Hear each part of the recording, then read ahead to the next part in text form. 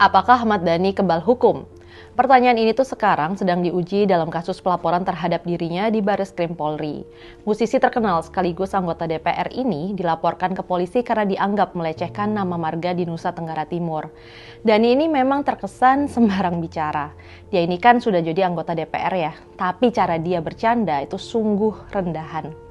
Jadi dalam acara diskusi tentang hak cipta, dengan seenaknya Dhani itu menyebut nama Ryan Pono menjadi Ryan Porno. Ini tuh bikin marah si empunya nama. Pono itu kan nama marga yang dihormati di NTT. Kok bisa-bisanya ya Dhani ini memelesetkannya menjadi porno? Ada dugaan Dhani ini memang sengaja melecehkan nama Ryan. Ryan ini adalah penyanyi yang lahir dari grup musik Pasto yang pada tahun 2007 tuh melejit karena dibidani sama Maya Estianty. Maya sendiri ini kan adalah mantan istri Dhani yang sejak bercerai dianggap tidak akan pernah bisa kembali akur dengan mantan suaminya itu. Karena itulah sebagian pihak tuh menduga penyebutan kata porno buat Ryan itu dilakukan karena Dhani memang ingin merendahkan Ryan. Ryan pun melaporkan Dhani ke Bareskrim Polri. Tuduhannya penghinaan terhadap suku, ras, dan etnis. Ryan sendiri mengatakan dia tidak menegur langsung Dhani. Menurutnya, Dhani juga tidak menunjukkan itikat permintaan maaf karena ucapannya itu. Kalau misalnya beliau itu memang rendah hati dan punya niat baik, harusnya bisa loh ngerit saya juga, kata Ryan di Bareskrim Rabu tanggal 23 April. Karena Dhani ternyata tidak menghubunginya, Ryan tuh merasa kasus ini sebaiknya diproses secara hukum. Kasus ini tuh bermula ketika Dhani mengundang Ryan hadir dalam diskusi hak cipta. Di dalam undangan tersebut, nama Ryan Pono tuh ditulis sebagai Ryan Porno. Semula Ryan tuh tak merasa perlu mempersoalkannya karena ia menganggap itu sekedar salah tulis.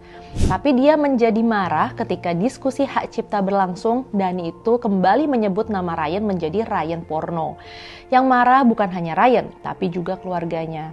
Mereka menduga memang ada kesengajaan dan itu memelesetkan nama Ryan. Karena itulah Ryan akhirnya melaporkan Dhani ke polisi. Ryan juga merasa perlu melaporkan Dhani untuk membuktikan apakah bintang terkenal itu tidak kebal hukum. Kita mau buktikan sama-sama di sini bahwa tidak ada satu orang pun yang punya imunitas terhadap hukum, apalagi seorang Ahmad Dhani. Ini hanya sebuah mitos, kata Ryan.